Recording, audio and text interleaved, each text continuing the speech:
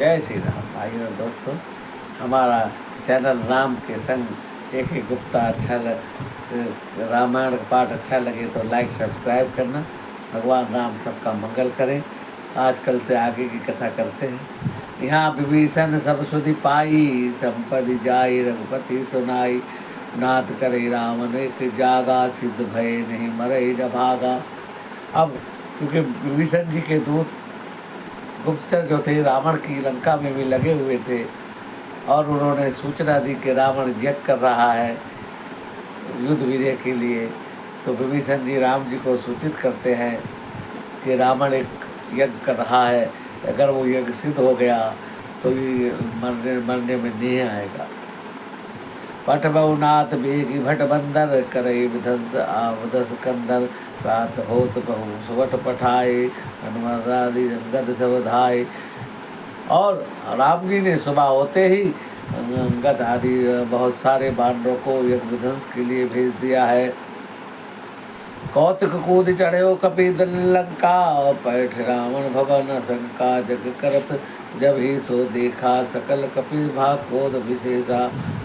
और सारे बानर भालू खेल खेत में लंका पर चढ़ गए हैं और निर्भय होकर रावण के महल में घुस गए हैं।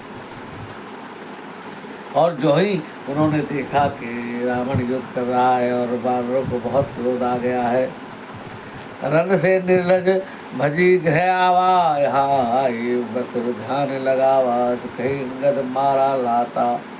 चितवन ठट स्वार्थ मन राता। और बानर भालू कह रहे हैं कि निर्लज तुझे लाज नहीं आती, युद्ध से भागकर यहाँ पर ध्यान में बैठा है। अंगद जी लात मार कर विध्वंस करते हैं। नहीं चितम जब करी कोप कपि गही दसन, लातन मारही नरिकेश नारी विकारी बहे।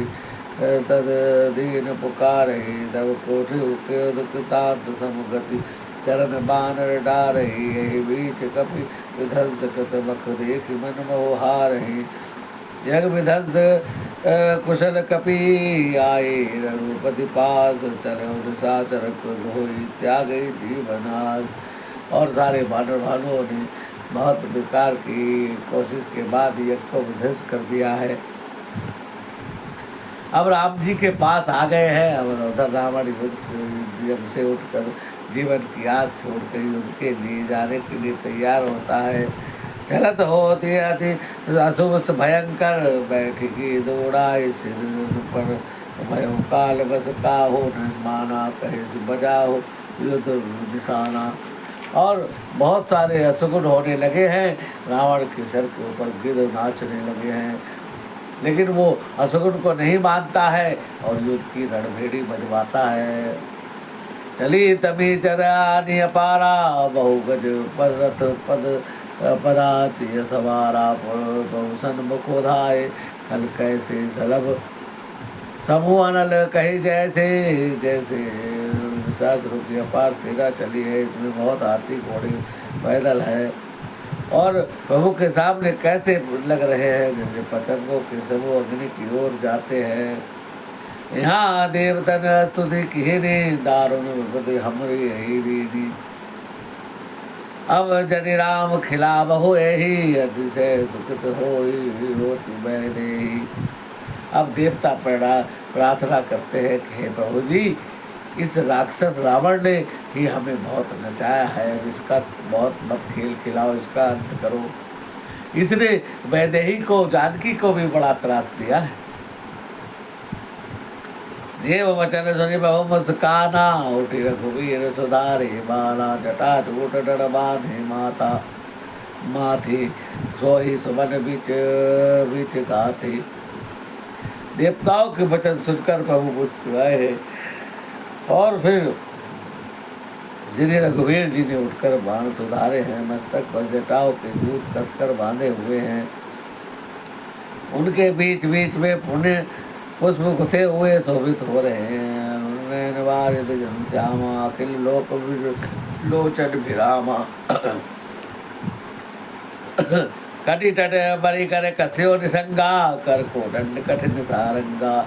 और प्रभु के लिए नेत्र लाल हो गए हैं और वर्ण और संपूर्ण लोकों के नेत्रों को आनंद देने वाले प्रभु कमर में तरकस बांध लिया है, हाथों में कुठार और सारंग धनुष ले लिया है।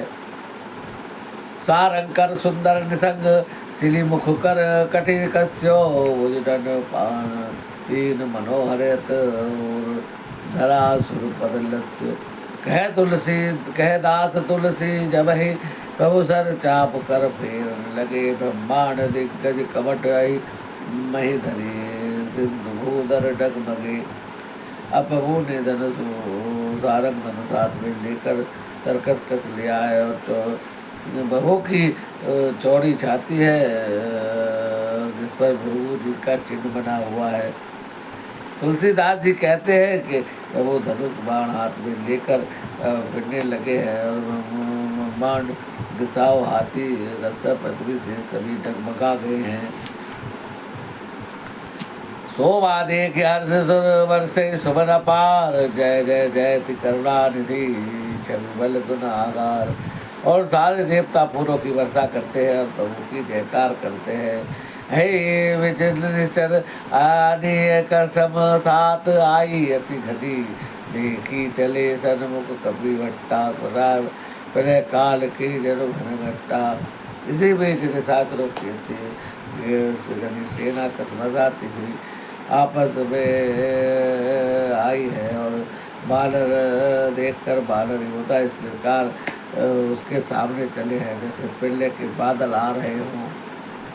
बहु कृपान तैर भी वारी चम कही जनु दही दिशी दाम निदम कही गजरत तुरग चिकार कठोरा गरजय मानव लाहक घोरा। बहुत से कृपाल और तलवारें चमक रही है, मानो दसों दिशाओं में बिजलियाँ हो रही है और हाथी रथ घोड़े कठोर चिंगाड़ ऐसे लग रहा है मानो भयंकर गर्जन हो रहा है। कभी लंगोर में बल नव छाए मनो इंद्र धरो सुहाए उड़े धूर बाढ़ो जलधारा बाण बंद देवष्टि अपारा। बाणों की बहुत सी पूछे आकाश में छाई हुई है, ऐसे शोभा दे रही है मानो इंद्र धनुष बन गया है। मानो जल की धारा और वासु बाण रूपी बूंदों की वृष्टि हुई है। दुहि दिशि पर्वत करही पिहारा भजपात जनु बारही बारा। रघुपति को भी बार झड़ी लाई घायल घायल भेर निश्चर समुदाय। प्रभु ने बाणों की छड़ी लगा दी है, सारे निश्चर सेना घायल हो गई है। लागत वीर बाण वीर चिक्कर ही घूम जहत है वहीं पर ही। शत्रु भई शैल जनु निर्झरी सोनित सरिकाधर भयकारी। और प्रभु के बाणों के लग कर निश्चर जहाँ तहाँ बहुत शीघ्रता से गिर रहे हैं। कादर भयंकर रुधिर हरिता चली परम पावनी दो दो कुल दल रथ देत चक्र व्रत बहती भयावनी जल जंतु गज पद चर तुरग खर विधि विविध बाहन को गणे जर शक्ति तो बर सर्प चाप तरंग धर्म कमट घनी। और प्रभु दर्पों को भय उपजाने वाली अत्यंत पवित्र रक्त की नदी बह चली है और दोनों दल उनमें उसके किनारे रथ देत रहे हैं और